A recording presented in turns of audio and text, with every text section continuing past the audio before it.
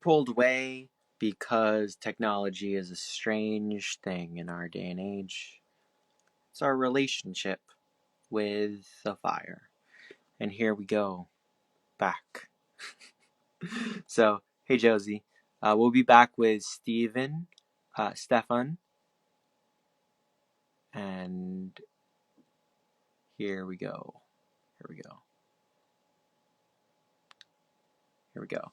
We're getting back on live. Back to Berlin. Bring us back. Hey, there we go.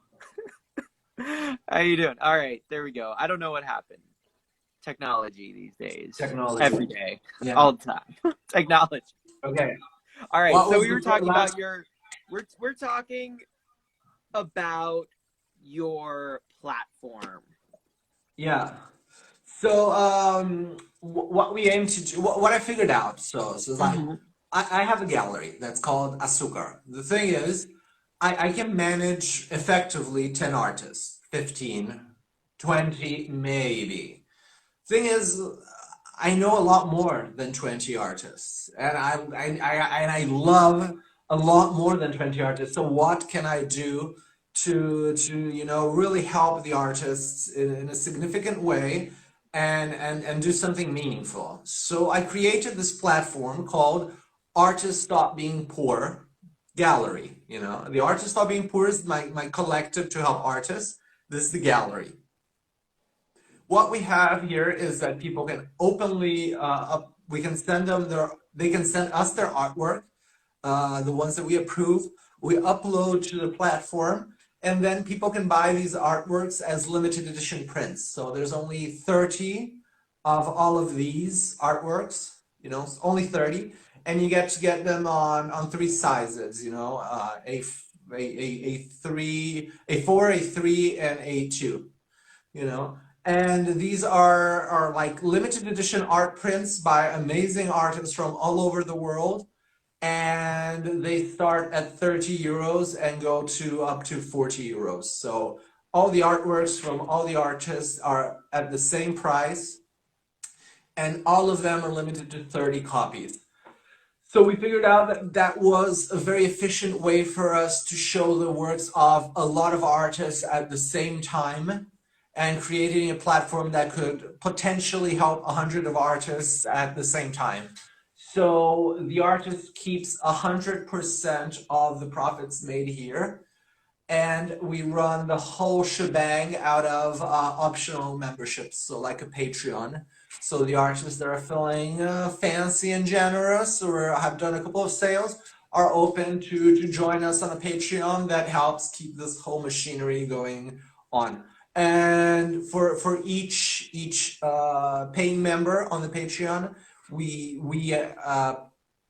support, we like sponsor artists from maybe a third world or a developing country that could not pay for this membership. So for each paying member, we sponsor another one from like a more complicated situation, or artists affected by the COVID severely. So try and keep a balance over there. So how's the printing working? Do you print it off, or No, it's like a print on demand service. okay? So we partnered with a very good printing company that prints in museum quality paper and printing process.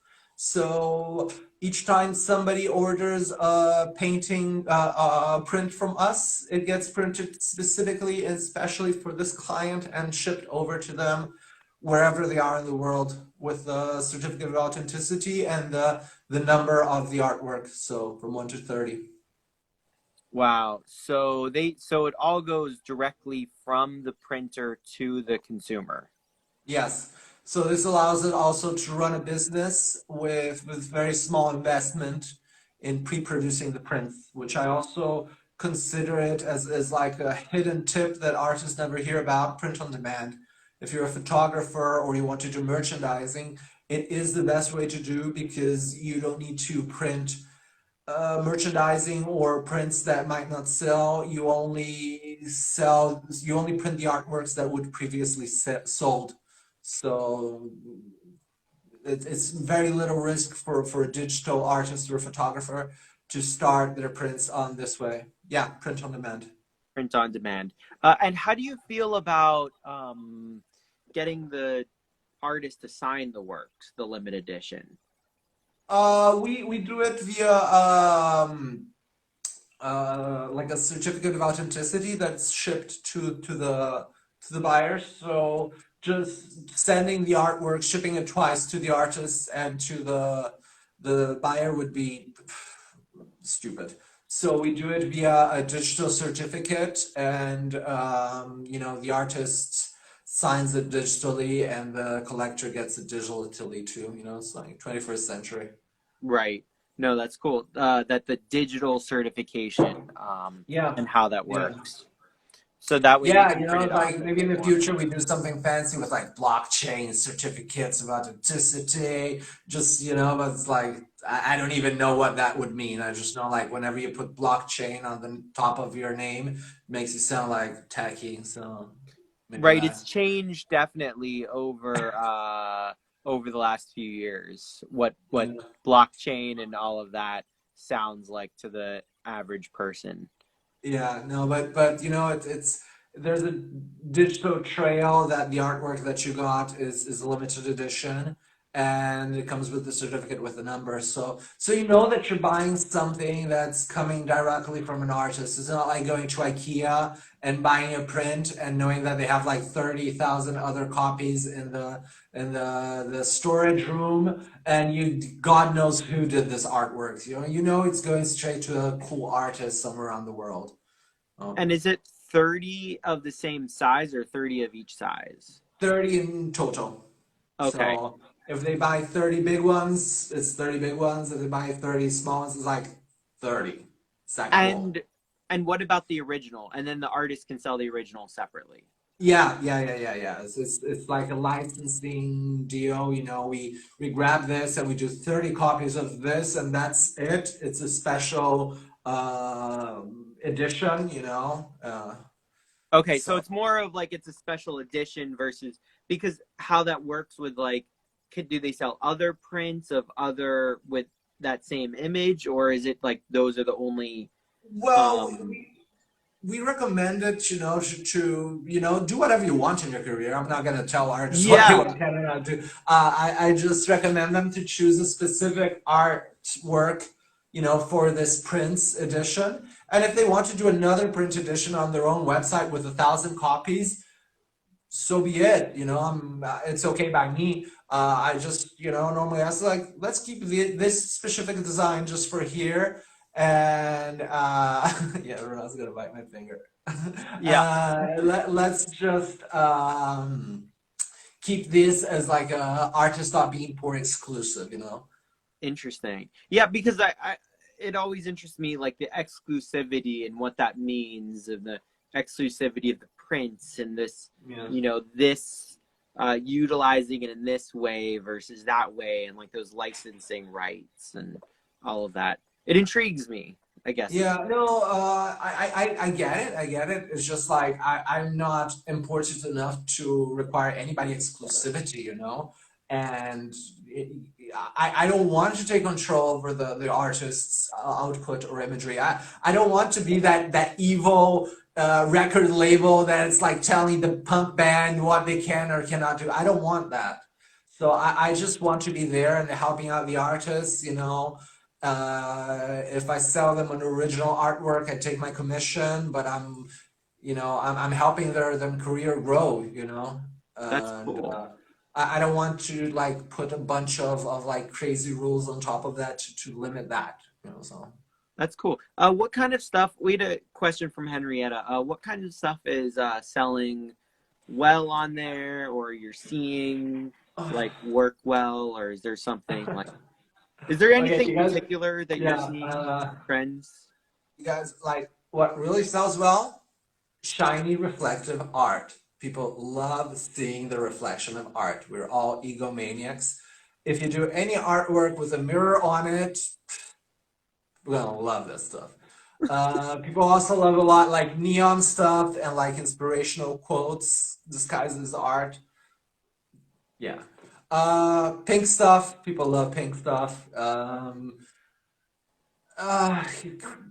Pop, colorful, kind of streety things. People love that stuff too. But who cares? You know, you should be doing out the artwork that you love doing and figuring out the people that love your artwork, not the other way around. You know, if you love painting boats, paint boats, paint a lot of boats, and then go to a nautical show and exhibit them there. You know, if you like painting cars, go to an antique car show and booth like rent a booth there.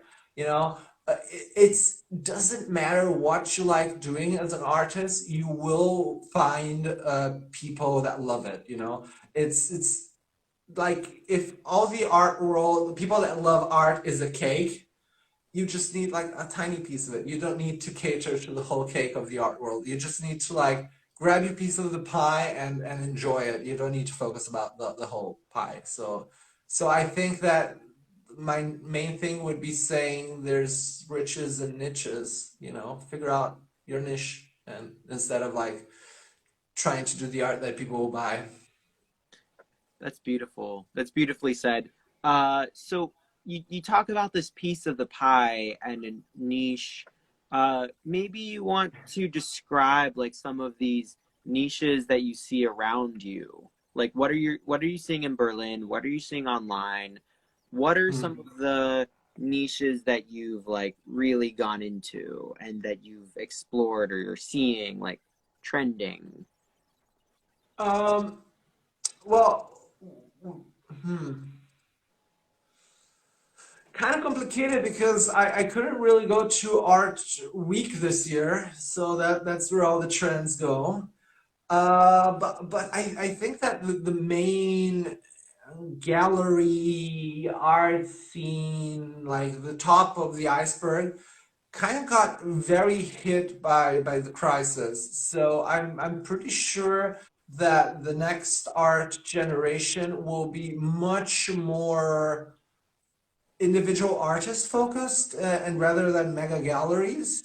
So I think that the next big trend is independent artists doing their own thing, you know.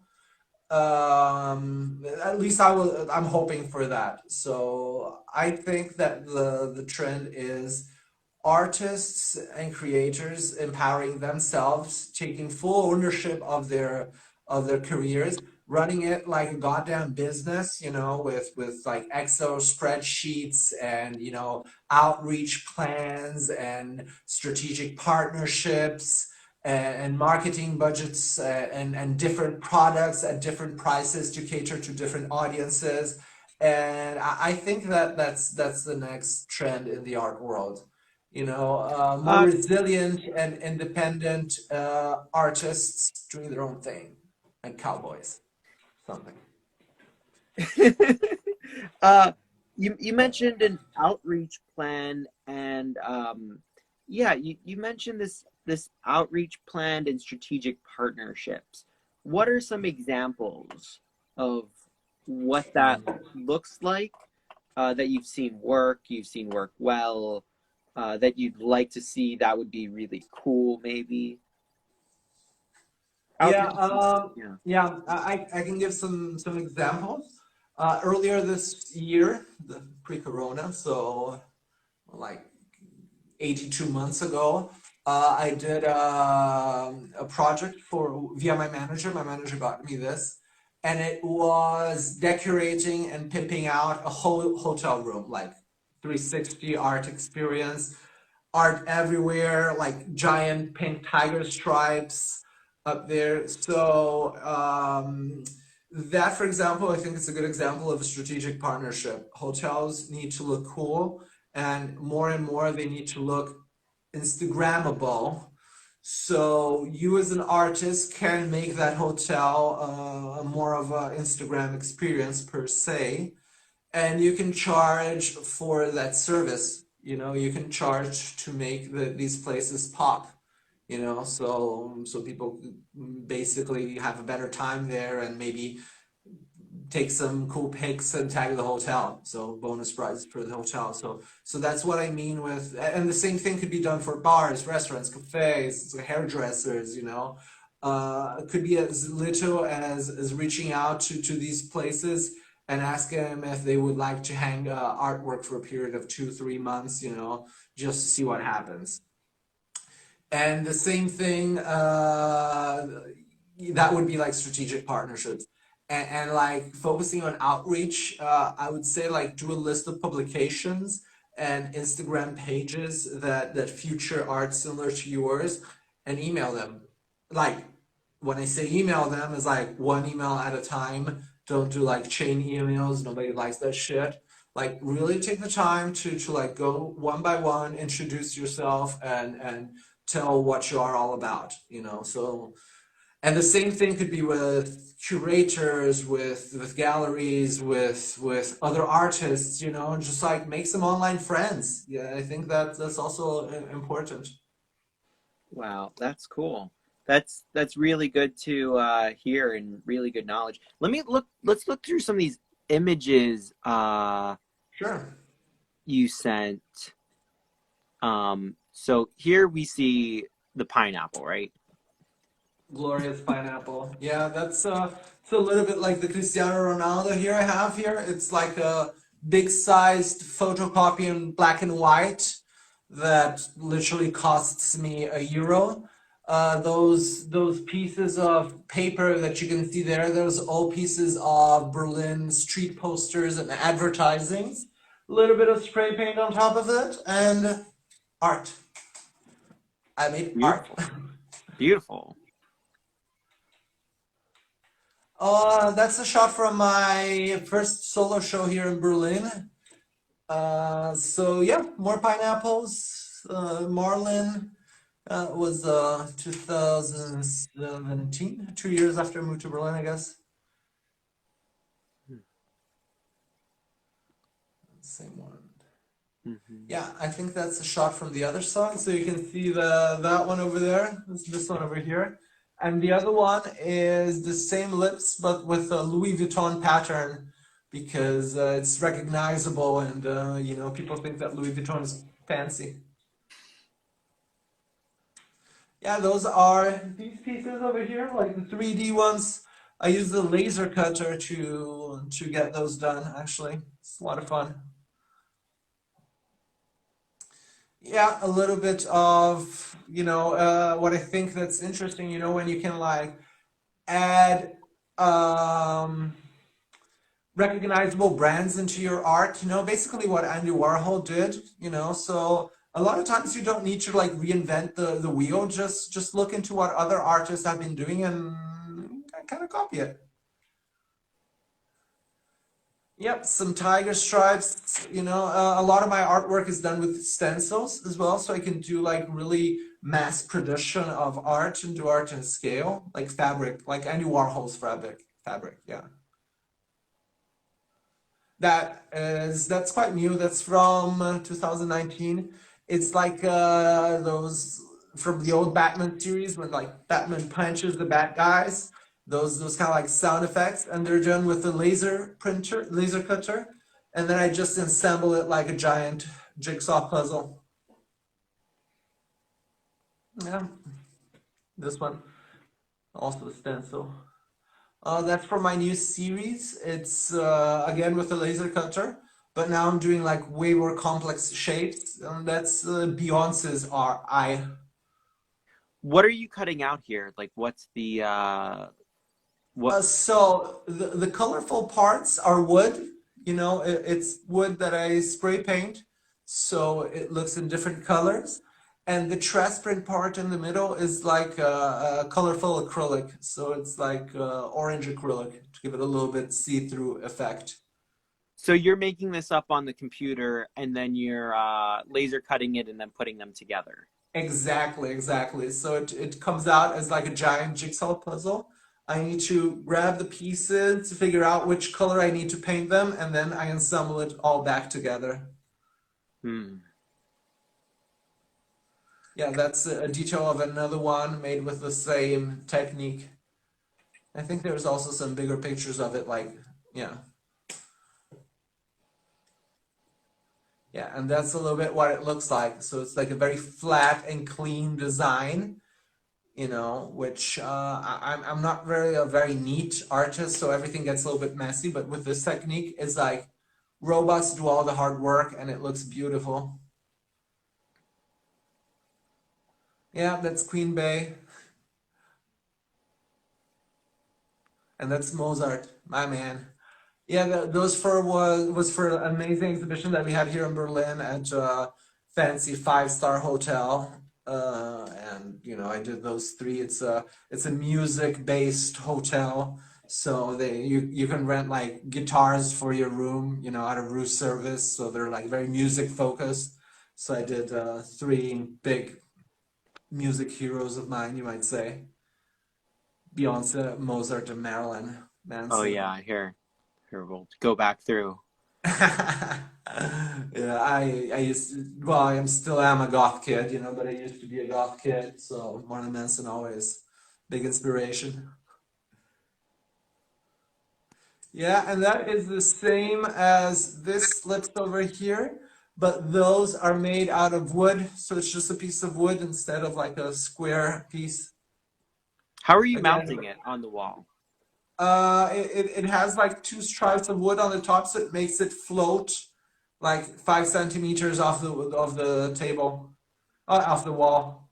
Oh, nice. And then that just like hooks onto the wall. You just have like little. Exactly, so it's kind of like a floating artwork, So what I Mm-hmm. do sometimes with these artworks is I put a LED strap on the back, so when it's shiny, it's like light. Nice. And and Yeah. then you plug that into the ground, or is it like battery powered, or how are you? There's both. There's both, depending on Yeah. what the occasion is. Nice. Oh, that one is this one.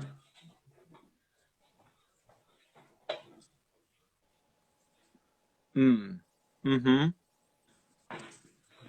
So yeah, that artwork, I sent it over to Italy for a Mm-hmm. prize a couple of years ago, and I never had a chance to pick it up.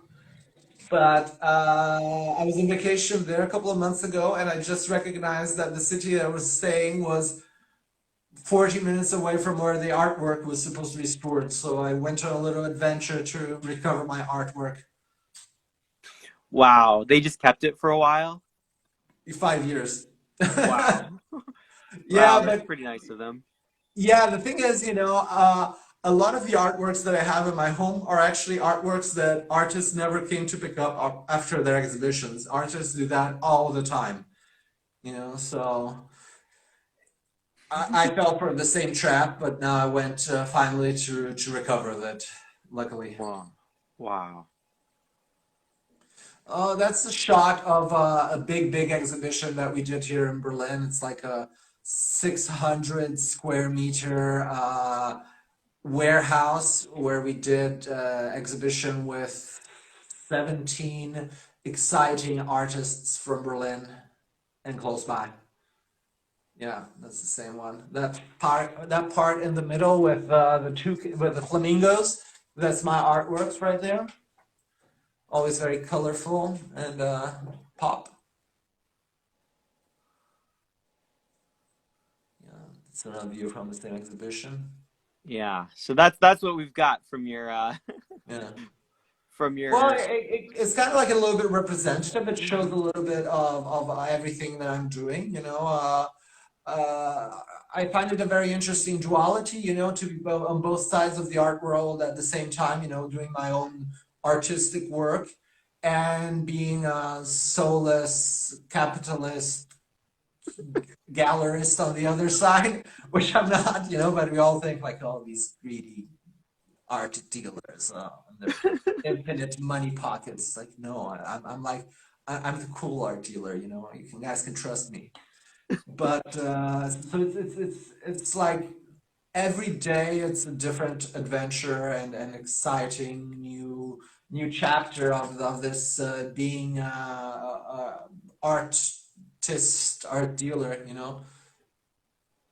Interesting. Wow. So how are you able to balance that, like selling your own work, selling other people's work, uh, and still making your own work?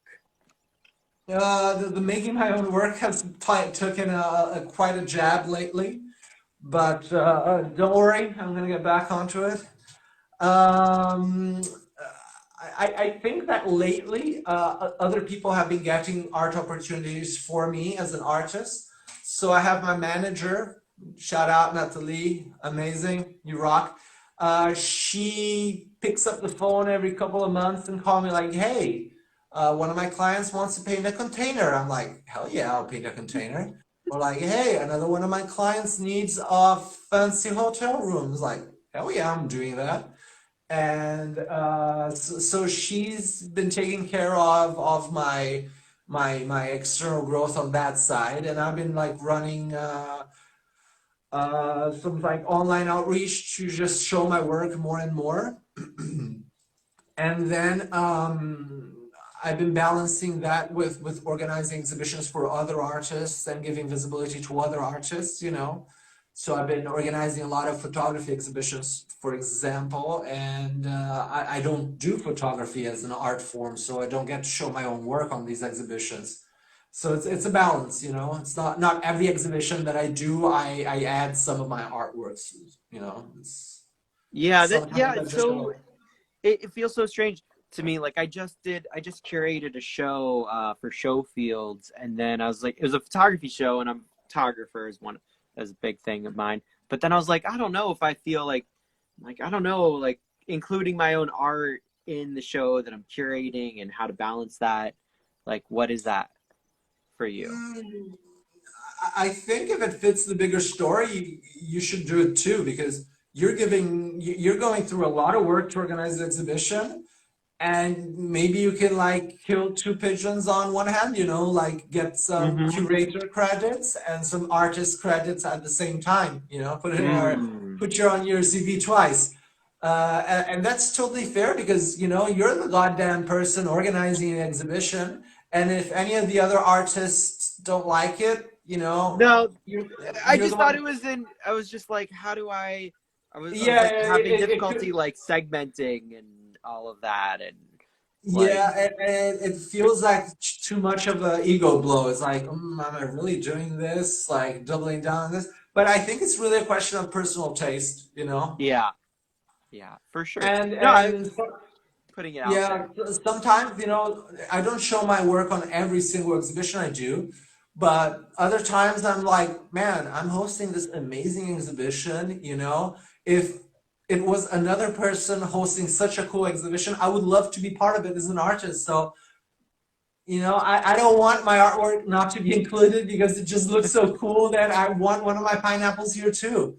Yeah, So, no, that makes sense. I was just like, I was just like came up across that dilemma, so I was like, oh, yeah. like how to how to kind of balance these like organizing for others and organizing one's own work, and then where does that fall into Yeah. fall into the picture? I think it has to do with the story that you're telling with your exhibition, you know? Mm-hmm. And if your artwork fits the story, it fits the story. And if it doesn't, you know, you're going to tell a different story with your next exhibition and it's going to work. Cool. Yeah. Uh, so I just want to. I know we've kept us over an hour a bit. So I want to say thank you. Uh, thank you, Stefan. Thank you to everybody who's watching. I really appreciate you all hanging out, being present with us uh, Yeah. on a new day, trying this out. We didn't cover your thing in Frankfurt. We can do that if you'd like. I'm happy to stick No, around for a little I bit, can but go through it in 5 minutes. It's actually very crazy, but it just goes from this place of whenever opportunity comes to try something new, just try it. So I've been doing some vlogging, softcore. I'm not like a super vlog or anything, but I've been getting my hand around a camera. And my buddy, my roommate, is a filmmaker, so he's going to Frankfurt to film a documentary. And he's like, "Do you want to come and help me out? Be my second camera?" I was like, "Yeah, but it was also like the middle of the pandemic, so we couldn't really know if we were gonna get a hotel. So it was kind of going, trying to figure out everything and film what we needed and get back out of there as fast as possible. So we almost needed to sleep in the van overnight, but at the last minute we found a hotel room. So it was basically like a 48-hour affair. You know, we traveled from here at midnight, got there at 6, filmed the whole day, slept, filmed the whole day, and I was leaving the other day at night. So it just felt like a crazy turnaround, and it was fun, as super fun. That's cool. Can I ask what you filmed? It was a documentary for a Filipino political hero called Jose Rizal. So he helped on the Filipino independence from Spain, and apparently he used to live in a very small village in Frankfurt. So we went to film the house that he used to live and the university that he went and the river where he wrote a poem. So yeah, it was kind of like Wow, that sounds awesome. yeah. So maybe so maybe before we go, would you like to give any last words or ideas of inspiration, thoughts, Yeah, sure, feelings, sure. anything you want to say? Yeah. Uh, Artists should get together more often because we're not direct conversations. Oh yeah, the Filipino person knows about Jose Rizal. Yeah, he's super popular there, and I know that there's a bunch of statues. So I went to see the only Jose Rizal statue in Germany, which is nice. Yeah, I think like artists should get together more often, collaborate more. I am not your competition, Aaron. You're not my competition. You know, we are artists catering to different publics, and you know, changing ideas and you know insights with you, or recommending you techniques will not make me sell less art. You know, and if we're all teaching the bigger community about buying art, we all win from that. And I think that's the next thing that we need to do as artists, educate our audience of how is easy it is to buy art and to support artists. You don't need to be a Russian oligarch to buy art. And I think that's a very important, you know, idea to put in people's brains. That's so important. I agree. Thank you so much. Thank you for sharing. I really appreciate you being here. With pleasure. So where can they find out more about you? Like I know you said email, newsletter, website. What are these I, main places?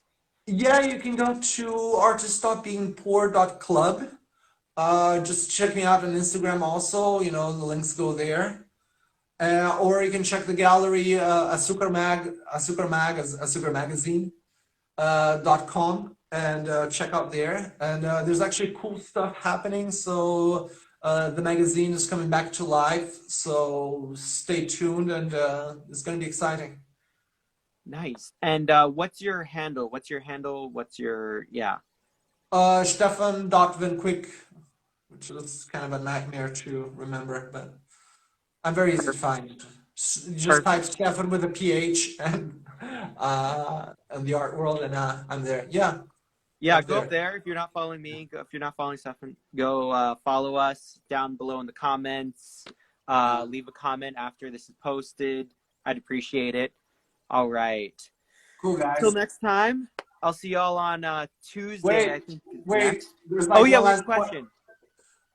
Hmm? No, don't focus on an art diploma. You know, like if you can get it, go study art, but it doesn't mean anything in the art world. It's like read about art, do art, figure out what other artists are doing, and build your own career. That's it. Okay, now I'm There out. we go. All Bye. right. I'm at Bye. Aaron Jack Line Art. I'll see you on Tuesday for my next artist to art. All right. See ya. All right.